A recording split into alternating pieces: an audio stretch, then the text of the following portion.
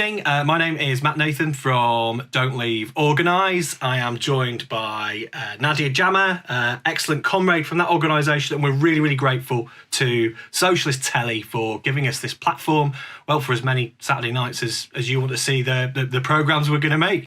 Nadia, what programmes are we making here? So we've got some really great programmes lined up. Tonight we are talking about workers in the pandemic. So we'll be hearing about how workers have had to fight against health and safety and conditions in their workplace, statutory sick pay, and just generally how they've been fighting back. And it's about organising workers within those low pay roles across the city. And it's a model really that they're trying, hopefully, to get across the rest of the country. So it's a really great topic tonight. So I think people will really enjoy it. And that's what we're trying to do. We are trying to showcase groups and campaigns all around the country that represent the best of our class-conscious socialist values, to give them a spotlight so that you can support them, but also to show you how they work. So hopefully it inspires you to go into your own communities and set up similar organisations. And look, none of us are perfect, so you might be watching this and thinking, why have they asked that question, or why have they not asked that question? I mean, get in touch with us. We really want feedback. We want to make this as productive and useful for you watching it as possible, and we do have thick skin, so don't worry about offending us. And listen, if you've got campaigns, if you watch this and you think, I know a great local campaign, this really needs to be on Agitate Organise Saturday, please do get in touch. We'll put links in the descriptions, but without further ado, I think we should move on to the interviewees for this week, and then we can have a bit of a chat about it afterwards. Is that okay, Nadia? Really, really pleased to have two excellent guests with us today. The emphasis of this programme is going to be on workers during the pandemic, how it's affected them and how it's affected their particular struggles. These are two fantastic organisers. I'm joined by Sarah Woolley, who is the General Secretary of the Bakers Union and a key organiser for the Full Sick Pay Now campaign on statutory sick pay. Really excited to have her here because the Bakers Union is a fantastic campaigning union. Sarah, thank you for joining us. Thanks for the invitation. And also we've got Dr. Bob Jeffrey, who is a senior lecturer at Sheffield Hallam and lead researcher on low pay and a key organiser with Sheffield Needs a Pay Rise. So before we get to sort of move on to talking about some of the campaigns you're involved with, I think it's important we kind of take a moment just to really reflect on the context. I mean, the contrast could not be more stark between workers in this country, quite often literally on the front lines of this pandemic, or keeping food being delivered, keeping the economy going and all the rest of it, getting a really raw deal on things like statutory sick pay, forcing them to choose between doing the responsible thing and isolating, and quite often putting food on the table. And then you've got this Tory government, which is handing out jobs for the boys in defunct PPE contracts that don't seem to deliver anything, track and trace that they've stopped talking about. I mean, just PPE, £500 million, could not be a stronger contrast. Bob, it'd be great if you could give us a bit of context on, before we talk about the pandemic itself, just kind of low pay in this country and what the consequences of that are. Yeah, definitely. So, I mean, clearly we have a big problem with low pay, poor terms and conditions in work in this country.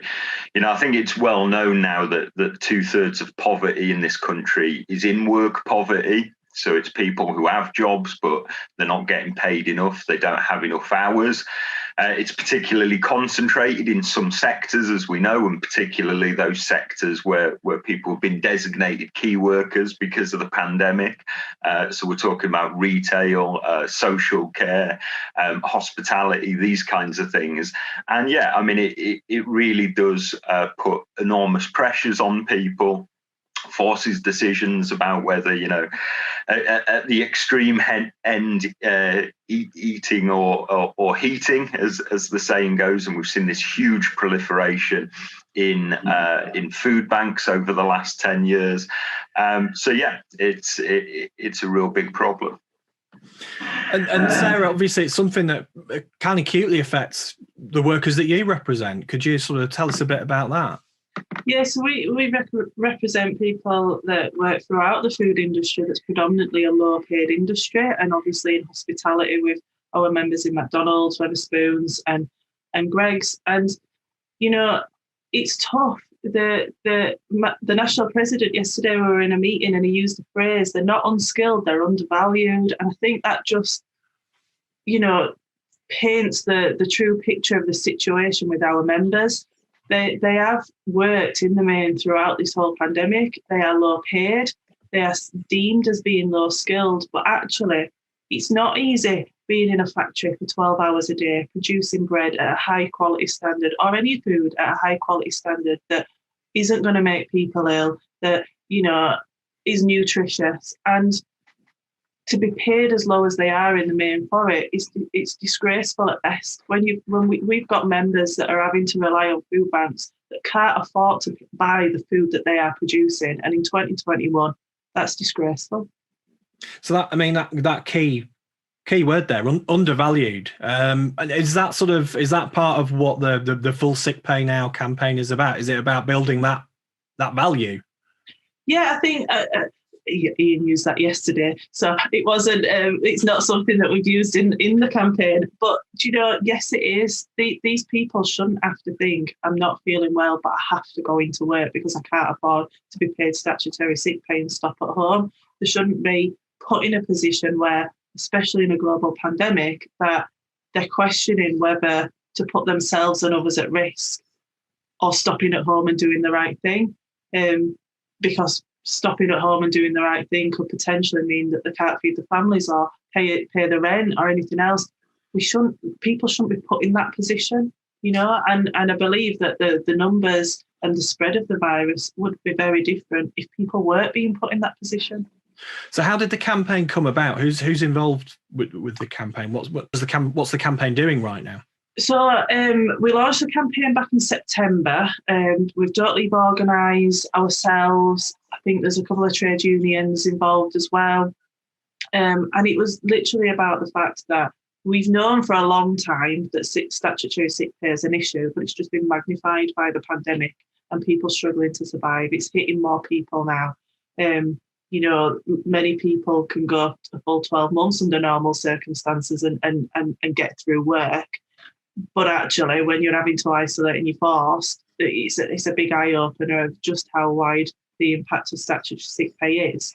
And we launched it back then. We're calling for the government to call on employers really to fund the first 6 weeks of pay at 100% worth of wages, and then for the government then to increase the next 28 weeks in line with maternity pay payments. Where we are at now is we're still having discussions with parliamentary groups. The campaign's still talking about it at different platforms. We need another push. We had a TUC conference last year as well that kind of endorsed what we were calling for.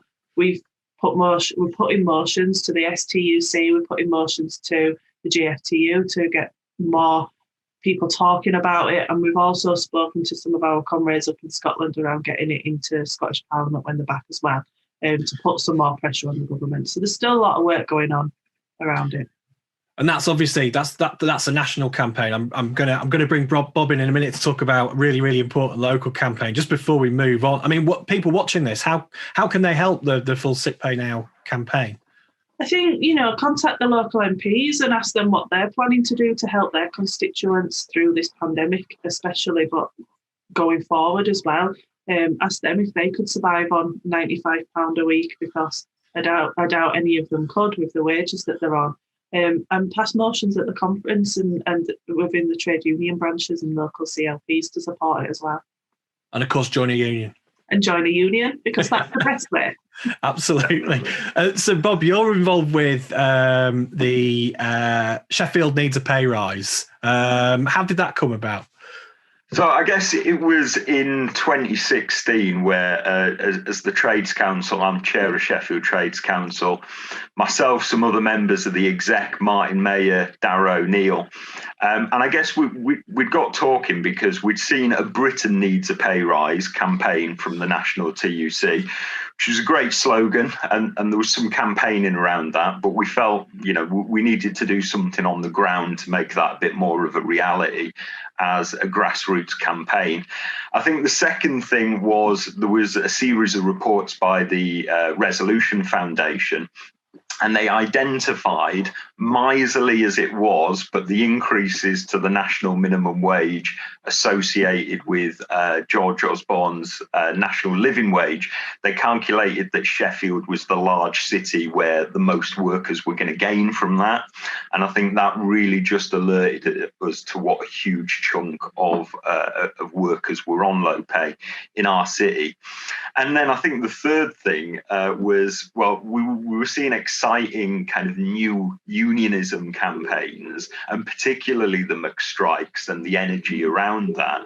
But, a lot of this was concentrated in London, and we thought, well, Sheffield's a large city. We need to get some of this action out where we are as well.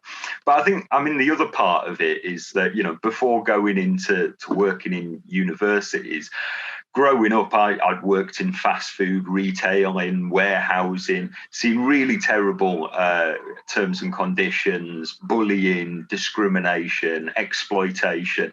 When I was growing up, didn't really know what a union was. And, I'm lucky I've ended up in an industry which is strongly unionised, but really aware that that's just not the case for the majority of people. So I guess the kind of combination of those factors, we thought, well, we need to do something to boost trade unionism in the city. So how do you go about then building a grassroots campaign of that nature? Who do you draw into that? I guess, we've kind of learned the hard way over time through trial and error. So to begin with, we were holding rallies in the city centre, demonstrations, trying to get some energy around that. When other unions like the Bakers Union were taking action at McDonald's in London, or Unite at TGI Fridays, we were doing some solidarity picketing of stores in Sheffield. But I think, kind of over time, we realised a couple of things. One, that kind of shouting about poor terms and conditions outside of the fast food outlet without going in and talking to the workers was perhaps not the most productive strategy. And then I think secondly, we printed these Know Your Rights cards, and we actually got the idea from the Better Than Zero campaign in Scotland. And it's just, a card with 10, 15 basic employment rights that a lot of people aren't aware they've got. And we'd be kind of handing these out in the city centre, engaging young workers in conversations and using that to find out what people's grievances were. But being an entirely kind of volunteer-led organisation, that there were kind of issues on following up contacts quickly enough. And we thought, actually, to get this on a bit more of a systematic basis, what we need to do is employ someone, hire our own organiser. And one, we're, Trades Council run on a shoestring budget. We're not really set up to employ someone ourselves. Two, we really need the kind of the experience and the input of an established trade union. And that's where this kind of partnership agreement with the Bakers Union came from. There's probably some people watching this who are either they might be in sort of working conditions like you've just described, or they might have a a relative or family member who might be in them, but they might be thinking, well, I don't even know if my workplace is unionised. What would your advice, Sarah? What would your advice to those people be? Your workplace doesn't have to be unionised for you to join a union and unionise it. If you've got that desire that you want to make your workplace a better place to work, then join a union and get your workmates to join as well, because they are the union.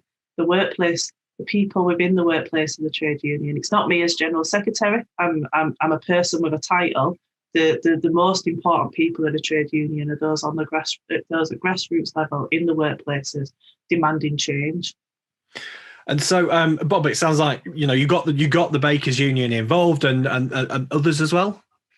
Yeah, well, so what we've done is, and I suppose as we've been going forward, a big idea underpinning the campaign is that we need to add capacity to the organised trade union movement in this country. So unions like Sarah's, the Bakers, and many others are doing fantastic work. But I think, the evidence speaks for itself. We've seen a halving in the numbers of trade union members over the last 35, 40 years in this country. Now, I believe there's enough organisers, paid organisers out there for the established trade unions to kind of remain steady. But I think there's question marks over whether there's enough resources to expand. So a big idea now underpinning our campaign is to really get some extra resources on board for the established trade union movement. Now, what we've done is we've signed this partnership agreement with the Bakers Union. The Bakers Union employs our organiser. They help in terms of the management. We contribute to their campaigns. So our organiser is doing a lot of work on organising the kind of hospitality employers that are targets for the Bakers Union. But the benefits to it are much greater than that. So like part of the week, our organiser works on general kind of capacity building campaigns for the local trade union movement. So, citywide campaigns drawing attention to 0-hour contracts, low pay, agency work, sexual harassment in the workplace, all these kinds of campaigns.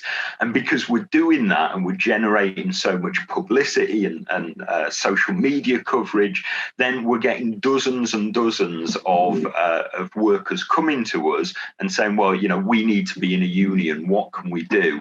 And then we're ideally placed. We work very closely with the regional TUC in Yorkshire and Humber, and we can direct those workers to the appropriate trade union. So the kind of spin-off benefits for the movement are much greater than just the contribution for the Bakers Union.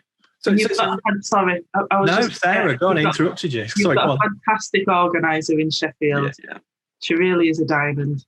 And it sounds like it's sort of a virtuous circle. You've got that grassroots activity, but that really feeds into and supports the trade unions' kind of nuts and bolts day-to-day work anyway.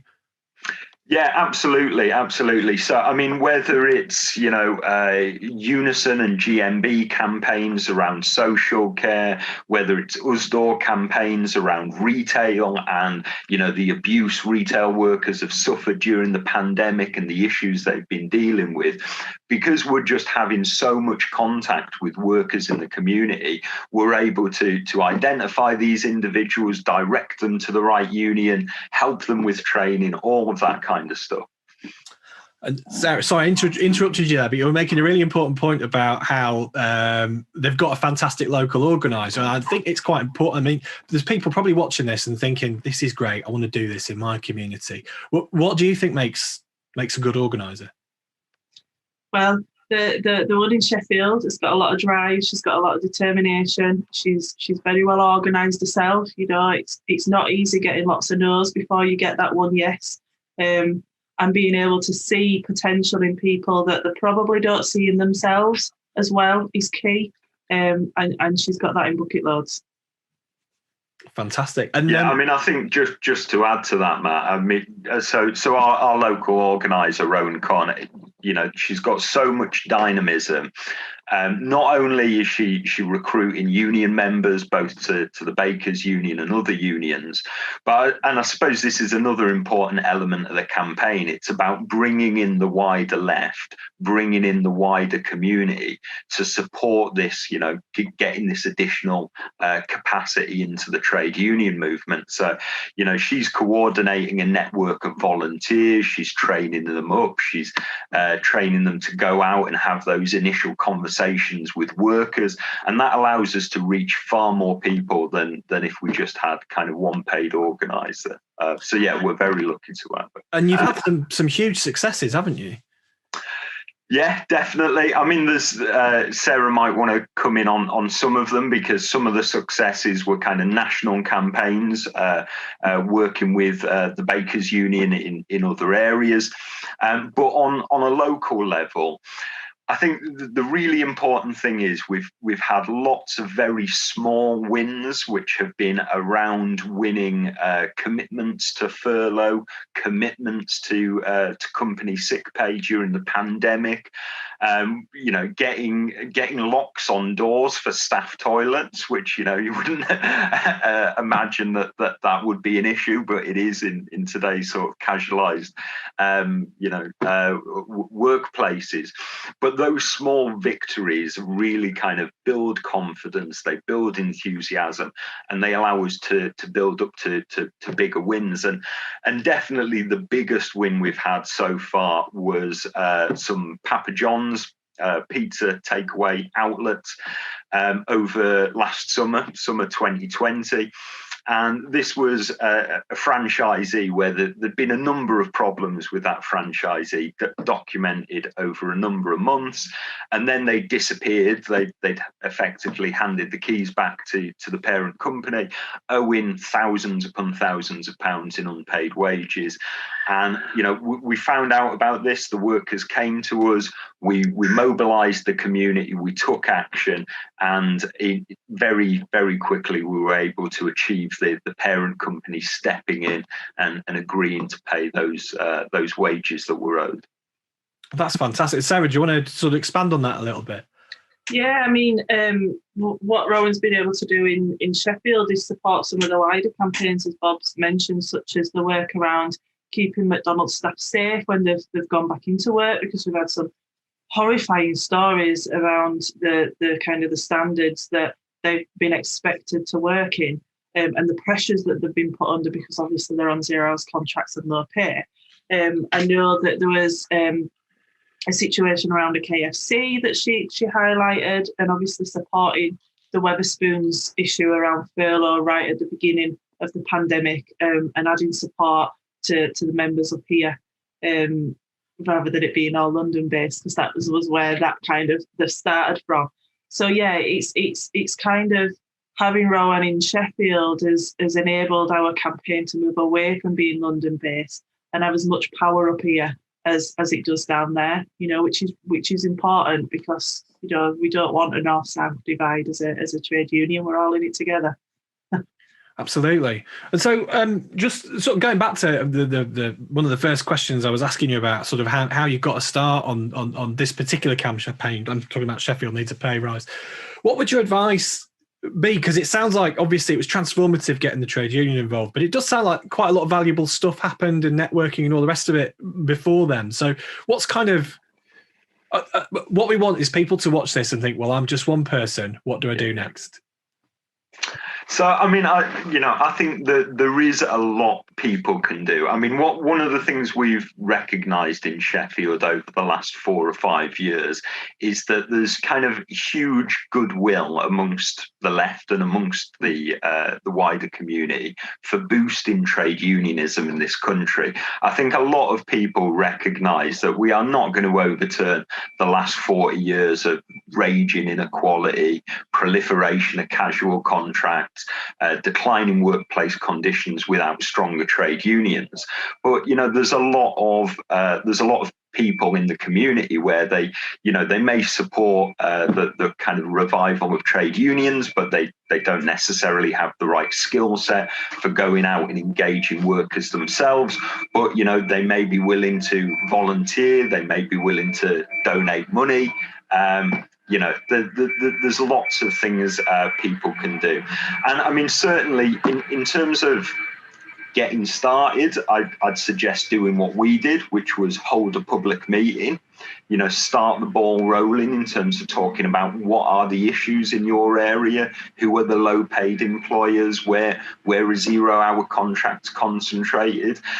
We also, I mean, I am I was about to say my spare time, but no, actually my main job is working at a university, and sometimes doesn't feel like it.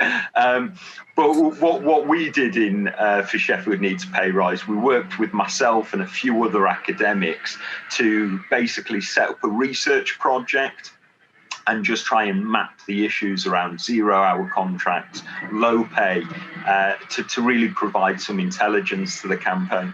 I don't sort of put anyone on the spot here, but it does sort of almost feel like, I mean, obviously we've seen the shocking numbers of unnecessary deaths, and I think what this pandemic's done is it's not necessarily created new conditions, but it has accelerated things like the decline of our high streets, like inequalities. I mean, there's lots of very rich people who've done incredibly well out of this crisis. Do you think trade union density has had, i.e. the low trade union density, has had an impact on how this country's coped with this crisis? Definitely. I think people have forgotten that we are the 99%. And actually, if we all stand together and demand better, we're more likely to get it than just by division and blaming each other, which is exactly what the government want us to do, because whilst ever we're doing that and fighting amongst ourselves, we're not demanding better from them.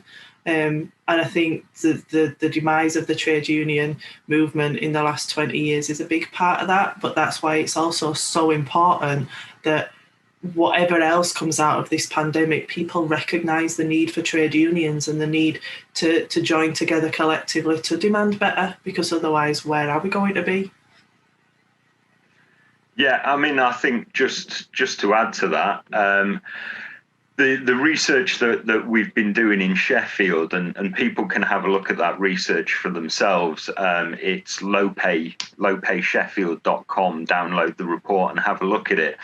But we kind of did an epilogue to that report, which was looking at the impact of low trade union density, 0-hour contracts to the pandemic.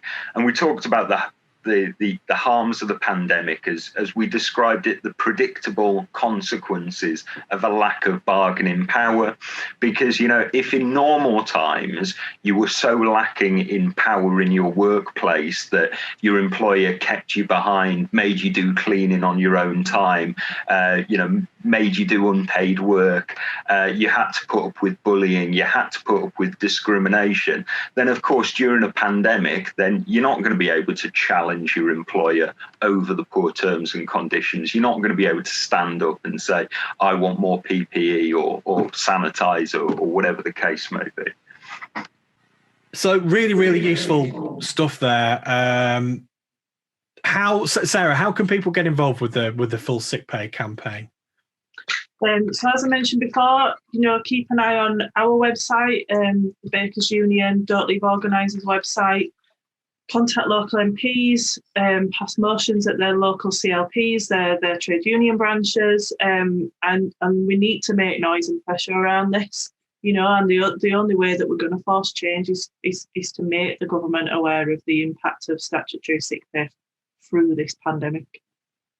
And Bob, how can people support Sheffield Needs a Pay Rise? So, I mean, first of all, you can get in touch with us. You can support our campaign. We welcome donations. So we're crowdfunding our organiser's salary, if you like. The Bakers Union is chipping in half. We're chipping in half. So we're wanting to continue that great work, supporting workers on the worst terms and conditions here in Sheffield. But we're also wanting to see this model expand to other areas. So, if we want to see a once in a generation step change in the capacity of the trade union movement in the UK, then we really need other areas to take up this model. And it might be trades councils who are best placed to coordinate that activity, but certainly the Labour Party or the Labour movement organisations should be making a key role. If you're interested, you think this model could work in your town or area, you think you could crowdfund a trade union organiser, then get in touch with our campaign. We're on Twitter, Chef Needs a Pay Rise, at Chef Pay Rise. We're on Facebook. Get in touch with us. We're more than happy to send a speaker to your meeting, talk about what we've done here and how you can perhaps emulate the campaign where you are. That's fantastic. Thank you so much. Sarah, do you have any final words for workers in this pandemic? Yeah, for those that have worked all the way through, thank you ever so much for everything that you've done to keep this country going through the pandemic. For those that have been furloughed, I hope that you've been able to cope through it. I can only imagine what it's been like not having your normal day-to-day routines. But whatever you do coming out of this pandemic, join a trade union. Go onto the TUC website, find the trade union that is for your industry, because you can't all join the bakers as much as we'd love to have you, but join a trade union if you do nothing else. That's brilliant. Thank you. Thank you to both the guests. Thank you for watching. We'll put all the links that they've described. They'll be in the description down below, so you can go and find that stuff for yourself. This is a production of Don't Leave Organise, and we are all about networking and supporting the left within the Labour Party, but also grassroots campaigns and groups out there in communities just like yours. If you've got any questions about campaigns, send them in to us, and we will try and find someone who's got experience to either answer the question on a programme like this, or if it's appropriate, we'll get back to you privately. But thank you for watching, and thanks again to my guests.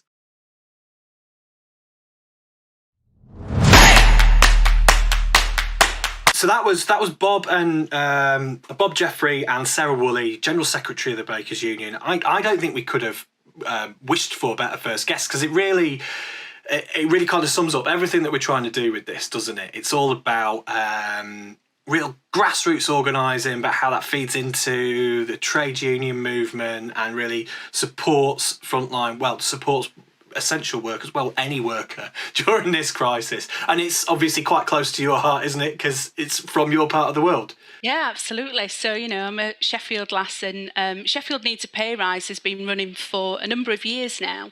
And it's been great to see how that's grown. Obviously, Bob is part of the Trades Council.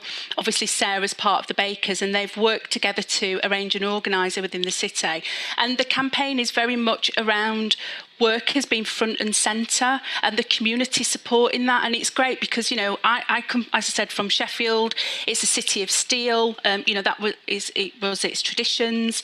But it's now the low pay capital of the country. And, a lot of those unionised workplaces now are coffee shops, their housing estates, their retail with non-unionised workforce. So I think it's really important what Sheffield Needs a Pay Rise have achieved, really, and the wins that they've been able to get for the workers, and make the workers realise that they have, with the union backing, they have the strength to stand up with the community support as well. So I think, it's really inspiring to have seen a lot of that, and, people getting involved. It's been amazing, really. And I really think, it's a model that you could apply that anywhere, couldn't you? It's really...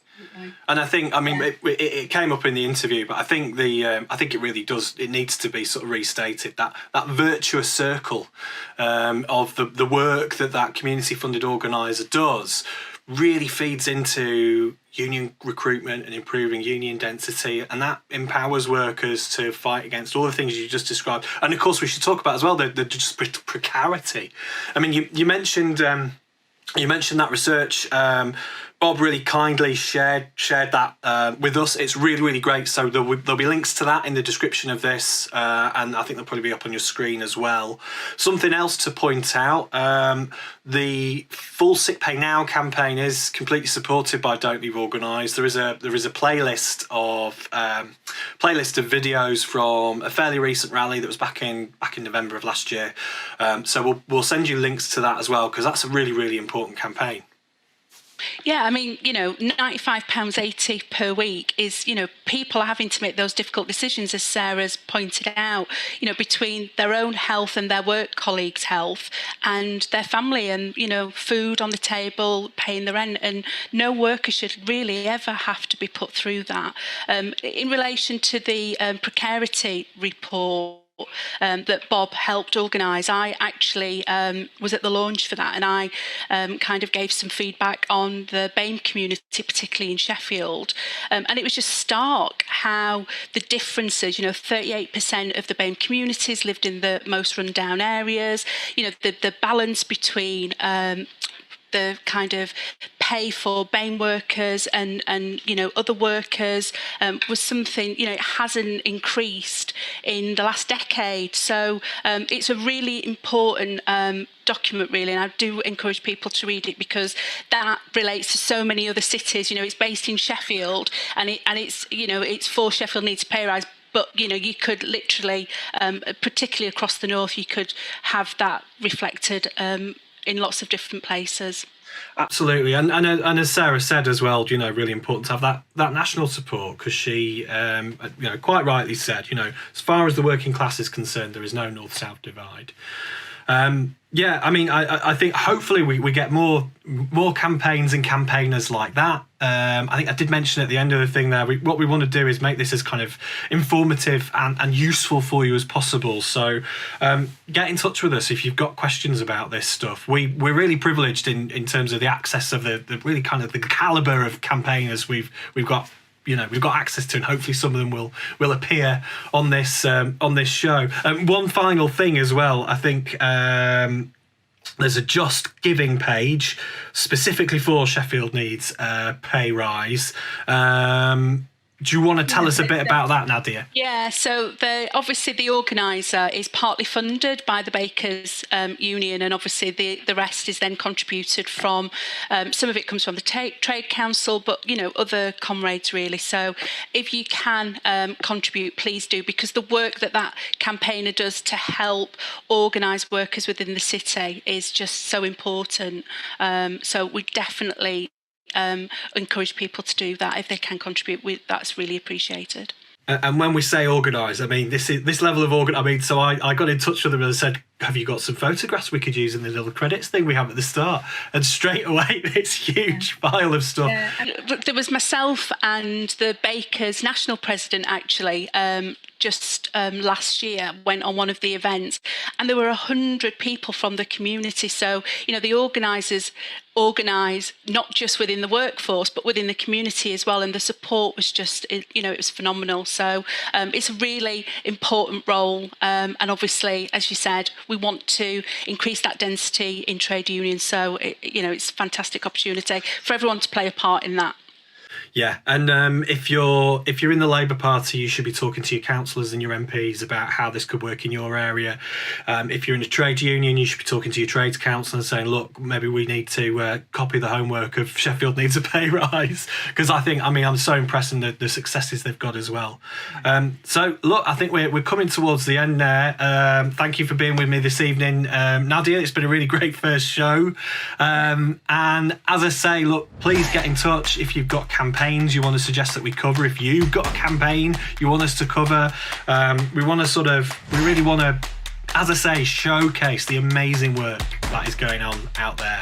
And remember, do not go gentle into that good night. Watch Educate, Agitate, Organise every Saturday night. Absolutely. Thanks for watching. See you next time.